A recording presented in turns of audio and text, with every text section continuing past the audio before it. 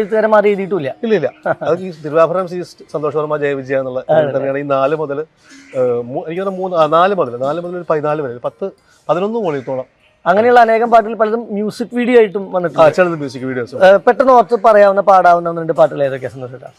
എനിക്കതിനകത്ത് വളരെ എൻ്റെ ഇഷ്ടത്തിൽ നിന്ന് ഞാൻ പറയുന്ന പാട്ട് ഒന്ന്, ഇരുമുടിയും വേണ്ട മലയാത്രയും വേണ്ട എനിക്കെൻ്റെ സ്വാമിയെയൊന്നു കാണാൻ, മനസ്സിൻ്റെ കോവിലിൽ തെളിയുമെൻ മണികണ്ഠൻ ശരണം വിളിച്ചൊന്നു കണ്ണടച്ചാൽ ഞാൻ, ശരണം വിളിച്ചൊന്നു കണ്ണടച്ചാൽ എന്ന പാട്ട് എൻ്റെ പെട്ടെന്ന് വളരെ പ്രിയപ്പെട്ട ഒരു പാട്ടായതുകൊണ്ട് ഞാൻ പിന്നൊരു പാട്ട്, ആദ്യമയ്യപ്പനെ കാണുവാൻ പോയപ്പോൾ അകം പൊരുളൊന്നും തിരഞ്ഞില്ല ഞാൻ, കഥകളിൽ കേട്ടൊരു വില്ലാളി വീരനെ കാണുവാൻ ശബരിക്കു ചെന്നു, കാണുവാൻ ശബരിക്കു ചെന്നു.